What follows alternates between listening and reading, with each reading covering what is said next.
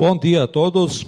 Seguindo essa campanha de sermos semelhantes a Cristo, eu quero falar um pouco sobre a obra de Cristo na cruz. Vamos abrir nossas Bíblias em Hebreus. Hoje eu quero ler um texto bem profundo e claro, que vai falar sobre o sacrifício de Jesus como suficiente e único, onde nada mais precisa além do que ele fez para nos salvar. Precisamos conhecer bem Jesus, a obra dele, e que isso venha refletir em nossas vidas. Então, hoje, dia de ceia, quero direcionar isso. É muito interessante esse texto. Hebreus todo fala sobre boa parte da obra de Cristo, mas o capítulo 10, de 1 até o 38, ele é muito profundo. Mas eu vou ler do 1 até o 18 apenas, tá? Vamos lendo e meditando, tá? Apesar dele ser extenso, eu vou ler bem devagar, para podermos entender. E ele começa aqui falando do Velho Testamento. Diz: o sacrifício de Cristo é definitivo. Por isso ele fala assim, a lei traz, então ele está falando da lei porque está se referindo do Velho Testamento. Então os versículos falam de como foi agido no Velho Testamento, depois traz para a realidade do Novo Testamento. E por isso que ele começa assim: a lei traz apenas uma sombra dos benefícios que hão de vir e não a sua realidade. Olha que profundeza esse versículo, né? Então ele deixa bem claro. Vamos ver o que a lei fez e depois o que Cristo fez. Ou o que a lei fazia, o que Cristo fez. Por isso ela nunca consegue, mediante os mesmos sacrifícios repetidos, ano após ano, aperfeiçoar os que se aproximam para adorar.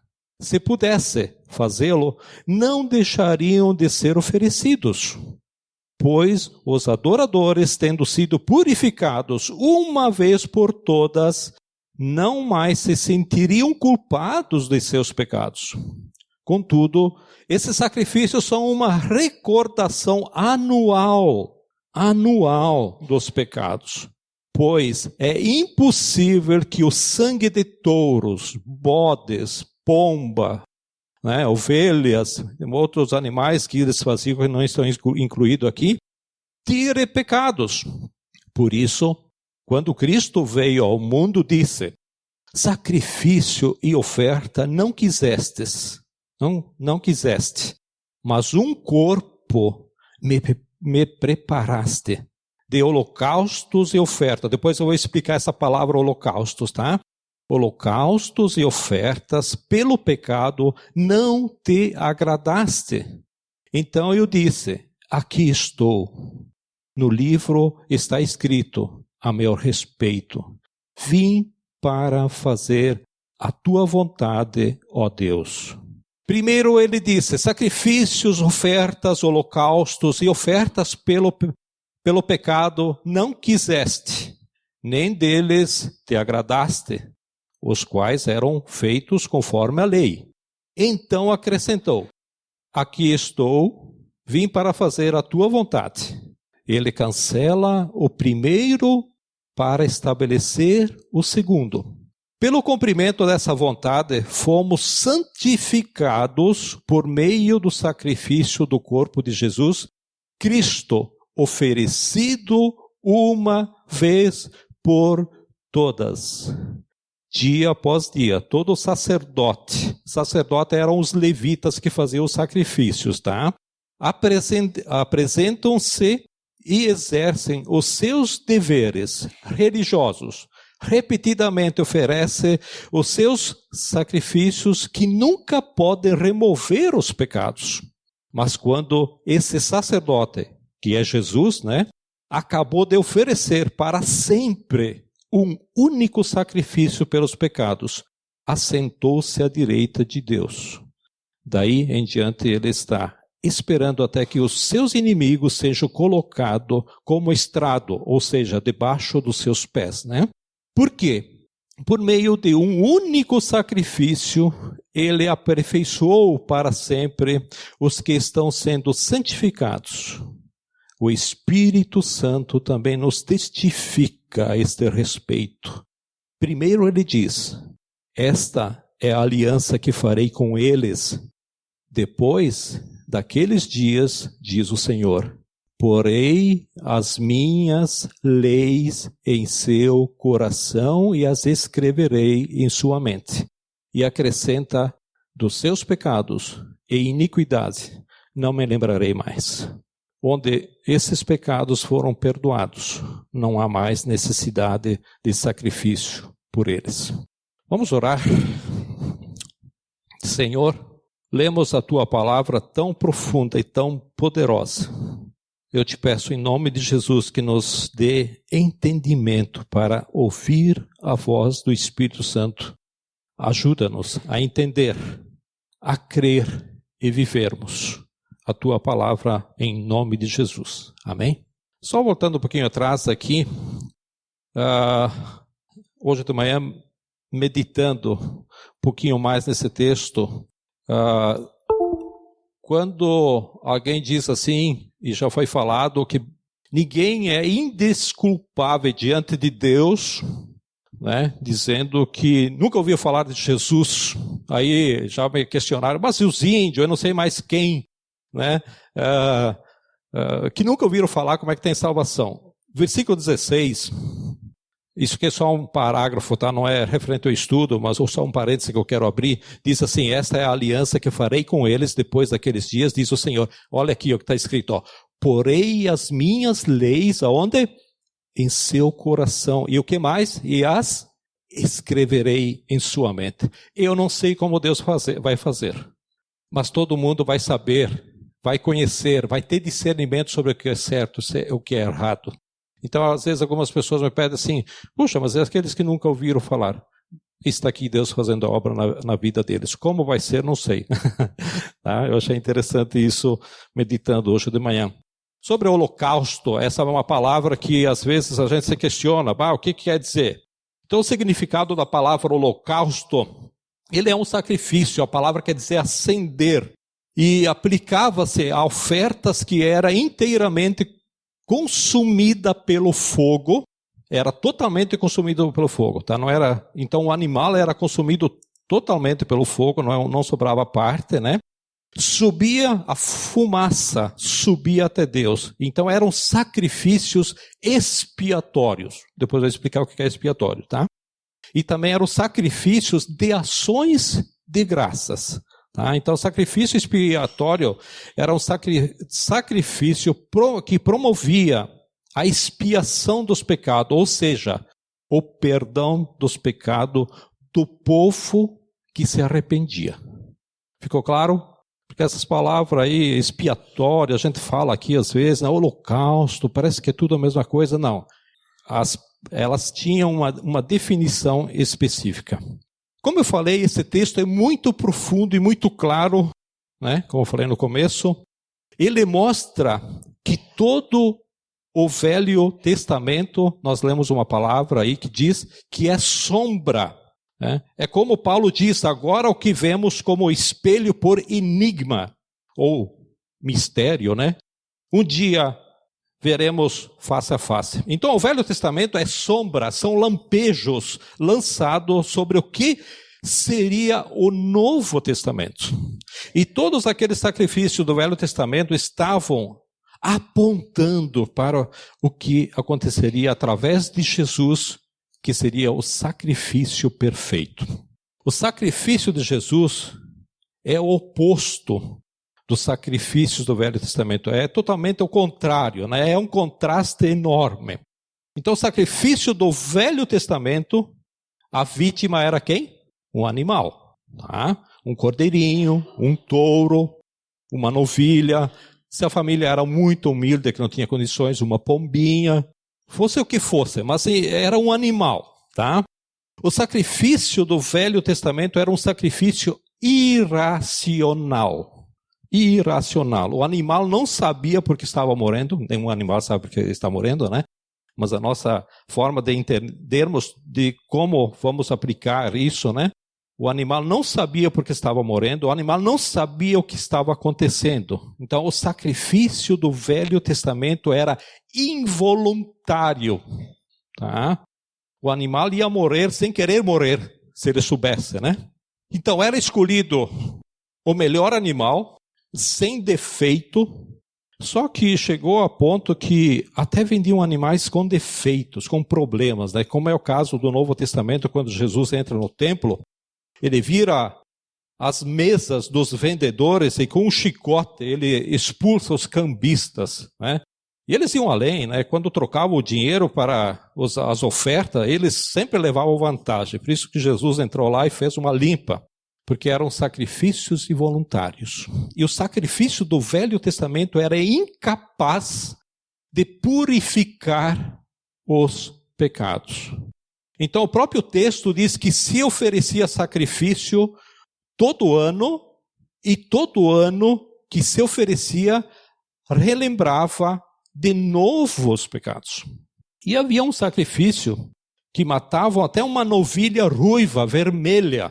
Essa novilha ruiva, vermelha, ela sumiu do mapa. E esses dias eu estava lendo na internet que encontraram uma, porque é a novilha original para fazer os sacrifícios. E quando vão fazer o sacrifício no templo agora, tem que ser essa novilha. E eles já estão produzindo, tá?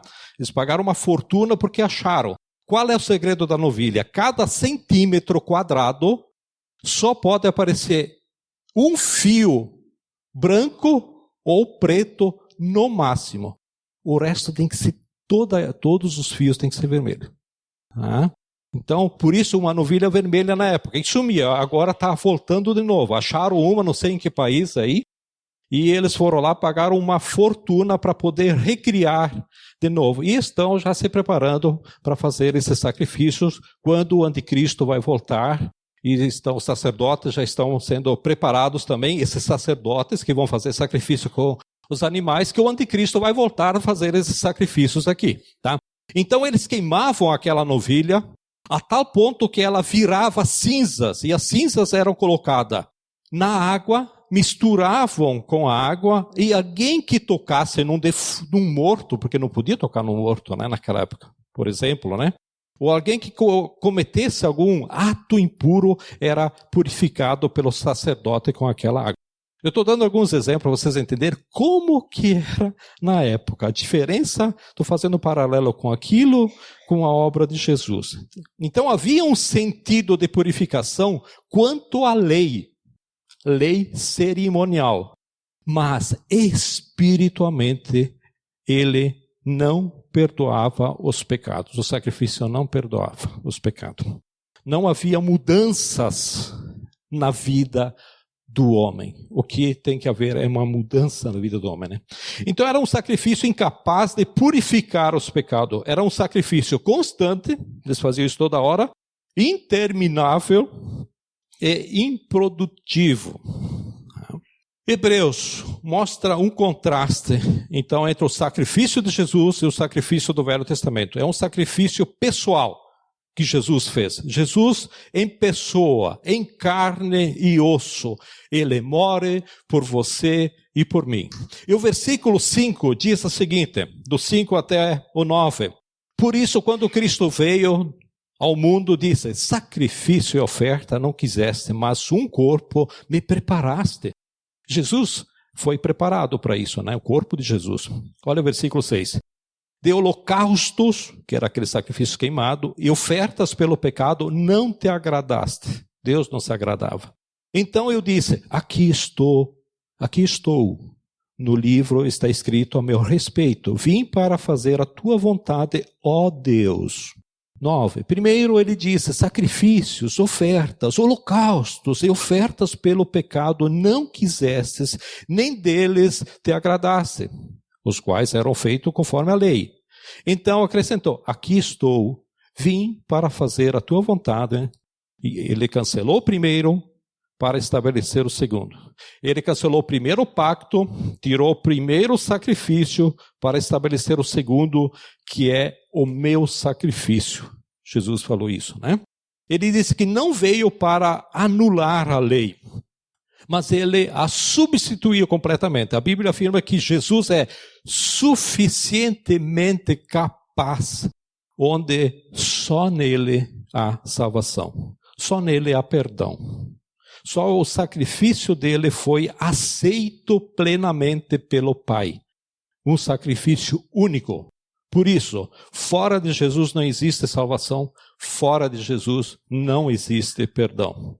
E ele nem precisa de ajuda. Ele não precisa de fita colorida amarrada no braço, ele não precisa de galho de arruda na tua orelha. Tem gente que está botando palitinho agora atrás da orelha, né? Ontem de noite nós fomos tá lá no Alcemir, eu achei interessante que está com o palitinho atrás da orelha. Tu substitui a arruda pelo palitinho? Desculpa a brincadeira, tá, Alcemir? Ok. E não precisa de banho de sal grosso, e nem de copo d'água em cima de não sei o que, né? Porque Deus é Espírito e importa que os que adoram, o adorem em espírito e em verdade. Jesus não precisa de amuletos para nos abençoar. Em Mateus diz, foi-me dado todo o poder, toda a autoridade nos céus e na terra. Todo o poder. Jesus tem todo o poder. Isso é uma coisa tremenda, né? É muito tremendo, muito forte. Então, ele não precisa de ajuda. E quando o homem quer ajudar, atrapalha. Ele atrapalha. Ele tira o foco de Jesus. Eu vou dar um exemplo aqui. Por exemplo, a Bíblia fala da unção com óleo, lá em Tiago, né? Tem alguém enfermo, o que a Bíblia diz? Vai lá, unge com óleo. Mas o que é que cura o doente? A oração da fé. A oração da fé cura o enfermo, e se houver pecados, serão perdoados. Não é óleo. No Velho Testamento, o óleo é símbolo do Espírito Santo, e Tiago orienta isso. Só que tem pessoas que começam a passar para o óleo o poder da cura, ou a cura. Então não existe óleo ungido. Existe a unção com óleo. Só que ali acontece o perigo de transferir para o óleo o poder da cura, e não para Deus que cura através da oração. Jesus é capaz porque o seu sacrifício foi pessoal. Outra coisa, o sacrifício de Jesus foi uma coisa racional.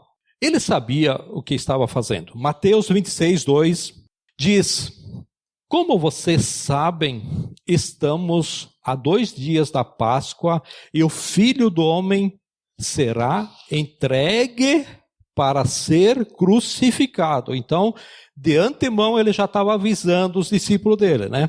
Ele é um sacrifício racional porque ele tinha consciência o que faria por nós.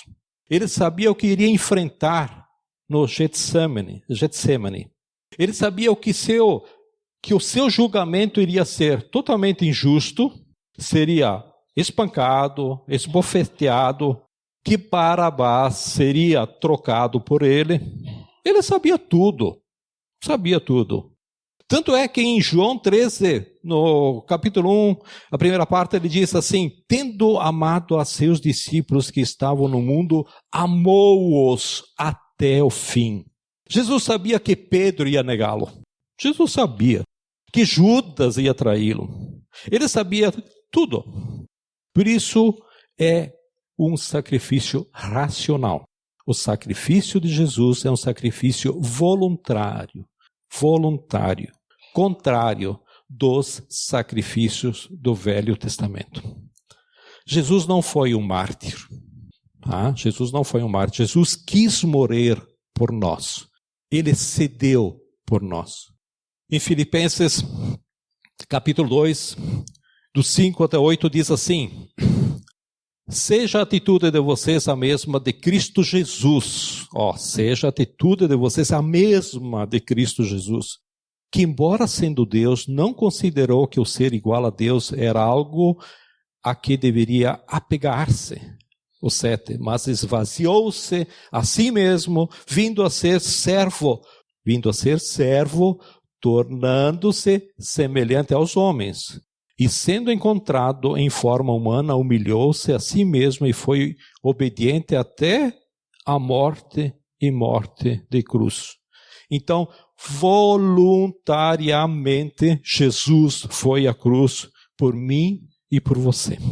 Jesus se colocou sob a vontade do Pai, né? Senhor, se for possível, passa de mim esse cálice. A palavra cálice quer dizer essa tarefa dolorosa. Essas são as duas palavras mais ideal para falar a palavra cálice, para explicar a palavra cálice, né?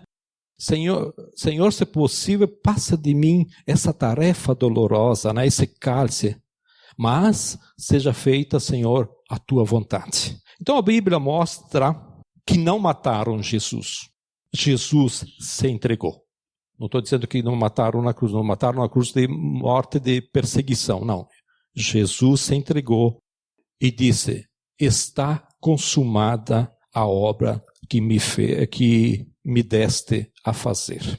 Jesus entregou o Espírito ao Pai, né? Em resumo, Jesus se entregou. Nós teremos o cerimonial daqui a pouco da ceia. Que profundidade é isso, né? Que profundidade.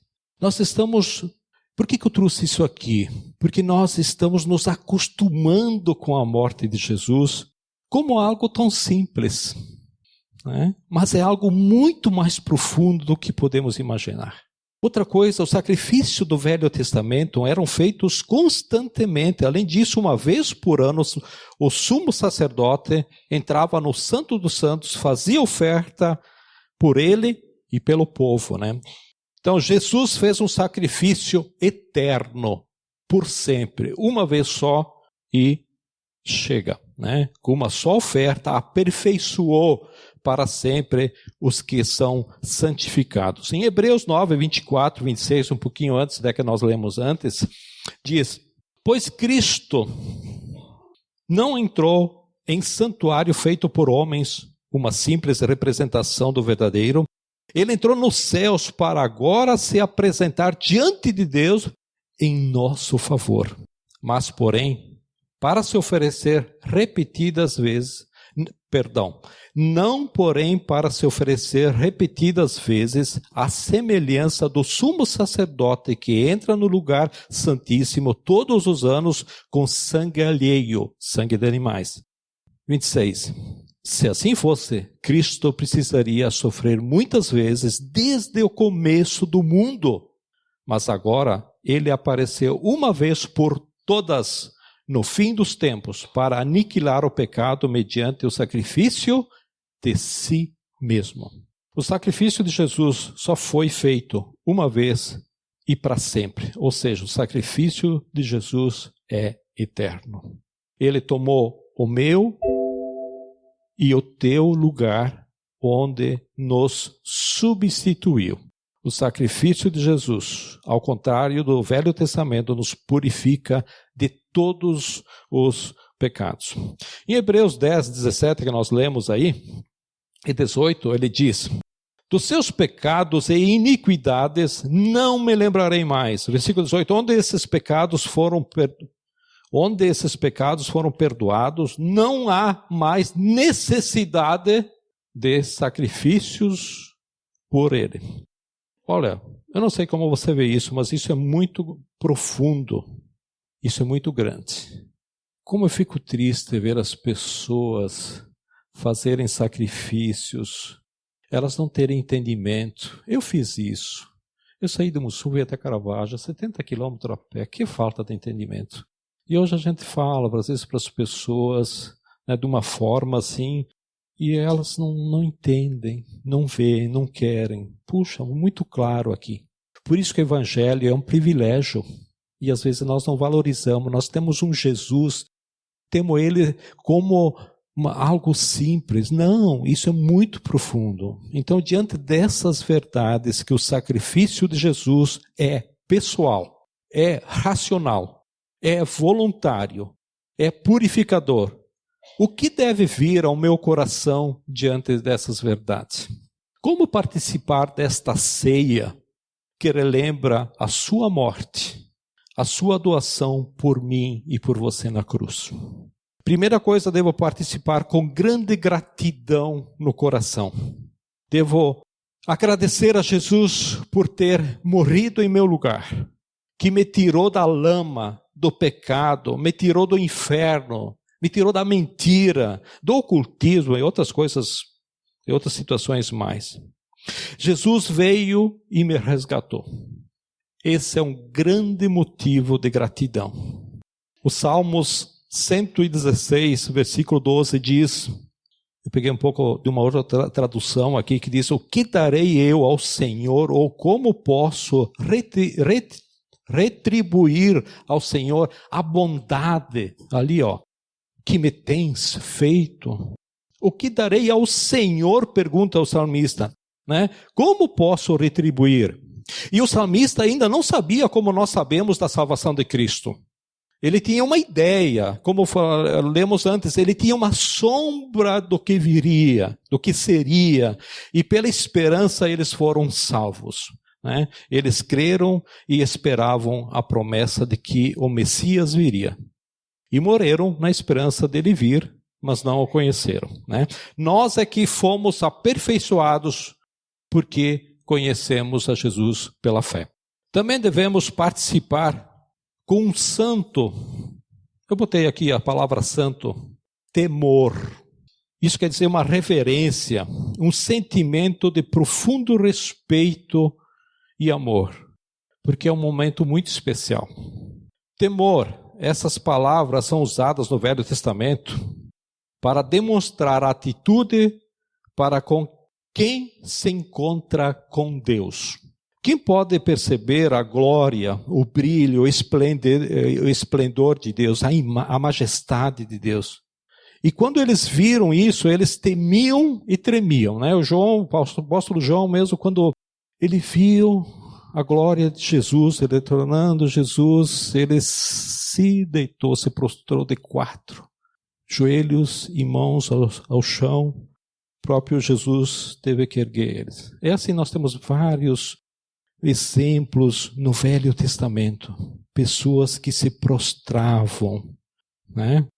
Imagina se seus olhos fossem abertos e começasse a ver, não a glória de Deus, mas se você visse algum anjo andando aqui pelo alto, você ia ver, sabe o quê? Algo sobrenatural. Imagina como é que você ia ficar. Você ia ficar com temor de Deus, você ia começar até a tremer. É isso que está dizendo, não é medo. Essa atitude de temer, fala lá em Filipenses, tem um trecho que diz, temor e tremor, né? É uma atitude, então, de profunda devoção. Isso é reconhecimento e não estamos fazendo algo para a gente, nem para o grupo, mas é algo feito para o nome e a glória de Deus. Eu gosto de explicar algumas palavras aqui, porque às vezes elas estão ali na Bíblia, e às vezes a gente não tem muito entendimento, a gente associa com algo diferente, né? Como eu falei, porque é um momento especial, esse momento da ceia. Não é simplesmente ir lá, né, assim, de uma forma que eu faço como um ritual, mas sem muito significado, sem muito levo em consideração o significado disso. Então, o Filho de Deus morreu. E quando Jesus morreu, a Bíblia diz que a natureza chorou, o céu se escondeu, ele se escureceu, a terra tremeu e a natureza parou. E às vezes nós tomamos a ceia de uma forma tão insignificante. Imagina no céu os anjos querendo interferir e Deus dizendo, não posso deixar vocês fazerem isso. Mas o Senhor Jesus, é duro ver Jesus morrer. Não, se ele não morrer, se não derramar o seu sangue, não há remissão, não há perdão de pecados. Por isso devo participar desse momento com santo temor, profundo amor e respeito por Deus. Não pelo pão, não pelo vinho, mas pelo que eles simbolizam. Eles simbolizam a morte, o sacrifício e a minha salvação eterna. Por isso Paulo diz, examine-se, pois, o homem a si mesmo. Pense bem, Pense bem. Ter compromisso com Deus.